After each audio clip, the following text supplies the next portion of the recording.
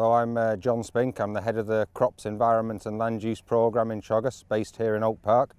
And we're here at the first day of the Carlow Rooster Festival. Today we're doing an open day for schools to tell them the work that we're doing on potatoes, to educate them about potatoes, how they're grown, how they're bred, and also in collaboration with Board Beer, how they're cooked and about their nutritional value.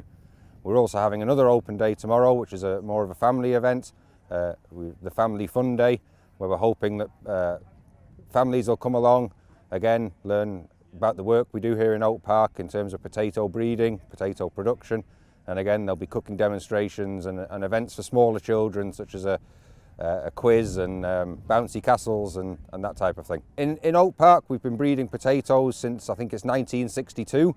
We now have something like 45 varieties that that have been bred here. The best known one obviously in Ireland would be the Rooster potato, hence we're having the Rooster Festival. But there have been some other very successful potatoes. The first very successful potato was called Cara. It was widely grown in the UK, but also quite surprisingly grown in the Canaries. And if you're in the Canaries on your holidays and you have Canarian potatoes, there's a good chance you'll actually be eating potatoes that were bred here in Oak Park. But as I say, there's 45 varieties in total. They're grown all across the world, I think now on every continent except Antarctica. That's marketed through our partners, IPM Potato Group Limited. So we breed the potatoes and then they're responsible for the seed production and the marketing. So I say they're grown in the States, in Australia, Africa.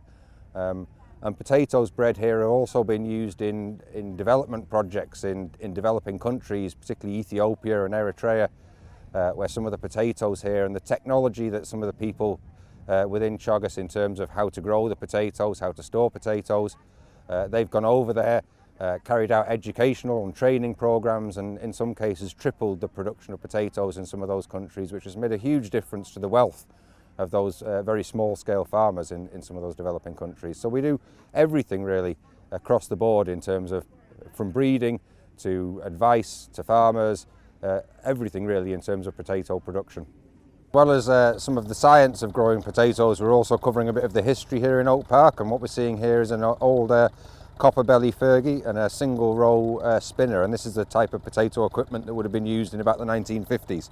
And this is an example of the type of equipment they would have used in around the 1970s, so that's a Ford 7000 and a two-row digger that just leaves the potatoes on the surface. And this is an example of much more modern equipment. This sort of equipment would have been around, say, since the 1990s, but would still be in commercial use now, which lifts the potatoes rather than leaving on the surface of the soil, would lift them straight into the trailer that would run along beside it.